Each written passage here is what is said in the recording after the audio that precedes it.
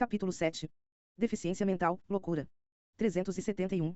A opinião segundo a qual as pessoas com deficiência mental 38 têm uma alma de uma natureza inferior tem algum fundamento? Nenhum fundamento. Eles têm uma alma humana, às vezes mais inteligentes do que vocês supõem, mas que sofrem da insuficiência dos meios que têm para se comunicar, como o mudo sofre por não poder falar. 372. Qual o objetivo da providência ao criar seres infelizes como as pessoas com deficiência mental? São espíritos em punição que habitam corpos de pessoas com deficiência mental. Esses espíritos sofrem pelo constrangimento que experimentam e da impossibilidade em que estão de se manifestarem mediante órgãos não desenvolvidos ou defeituosos. 372a. Então não é certo dizer que os órgãos não têm influência sobre as capacidades. Nunca dissemos que os órgãos não têm influência, eles têm uma influência muito grande sobre a manifestação das faculdades, porém não produzem as faculdades. Aqui está a diferença. Um bom músico com um instrumento defeituoso não produzirá boa música, mas ele não deixa de ser bom músico. É preciso distinguir o estado normal do estado patológico. No estado normal, o moral supera o obstáculo que a matéria lhe opõe, mas há casos em que a matéria oferece tal resistência que as manifestações ficam entravadas ou desnaturadas, como nos casos de deficiência mental e de loucura. Esses são casos patológicos e, como nesse estado a alma não goza de toda a sua liberdade, a própria lei humana a isenta da responsabilidade de seus atos. 373. Qual pode ser o mérito da existência para os seres que, como as pessoas com deficiência mental, não podendo fazer nem o bem nem o mal, não conseguem progredir? É uma expiação imposta ao abuso que puderam fazer de certas faculdades, é um tempo de suspensão. 373a. Sendo assim, o corpo de uma pessoa com deficiência mental pode conter um espírito que tenha animado um homem sábio numa existência passada. Certamente. Às vezes, a genialidade se torna um flagelo quando alguém abusa dela. A superioridade moral nem sempre está na proporção da superioridade intelectual e os maiores gênios podem ter muito que expiar. Daí, frequentemente, lhes resulta uma existência inferior à que já tiveram e uma causa de sofrimentos. Os entraves que o espírito prova nessas manifestações são para ele como as algemas que comprimem os movimentos de um homem vigoroso. Podemos dizer que os indivíduos com deficiência mental são estropiados pelo cérebro, como o coxo é pelas pernas e o cego é pelos olhos. 374. Na condição de espírito, o indivíduo com deficiência tem consciência do seu estado mental.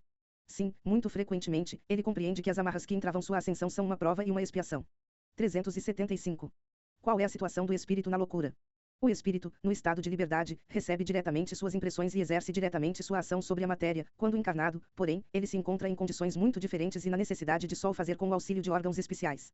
Se uma parte ou o conjunto de tais órgãos for alterado, suas ações ou suas impressões no que concerne a esses órgãos ficam interrompidas. Se perde os olhos, fica cego. Sem o ouvido, torna-se surdo, etc.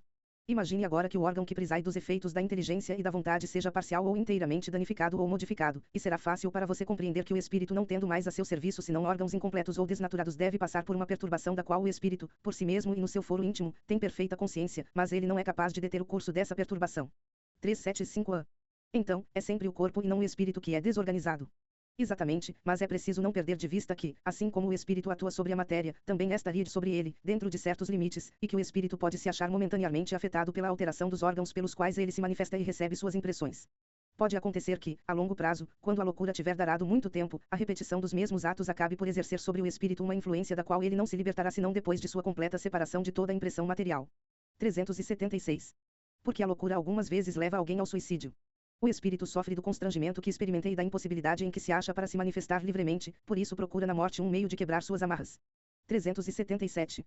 Depois da morte, o espírito do alienado sente o desarranjo de suas faculdades. Pode-se ressentir por algum tempo após a morte, até que esteja completamente desligado da matéria, como o indivíduo que desperta se ressente por algum tempo da perturbação em que o sono lhe mergulhou. 378. Como a alteração do cérebro pode reagir sobre o espírito após a morte? Como uma recordação. Um peso aflige o espírito e, como ele não teve a compreensão de tudo o que se passou durante sua loucura, sempre requer um certo tempo para ele voltar ao normal. É por isso que quanto mais durar a loucura durante a vida, tanto mais durará o embaraço e o constrangimento depois da morte. Livre do corpo, o espírito se ressente por algum tempo do efeito das suas amarras.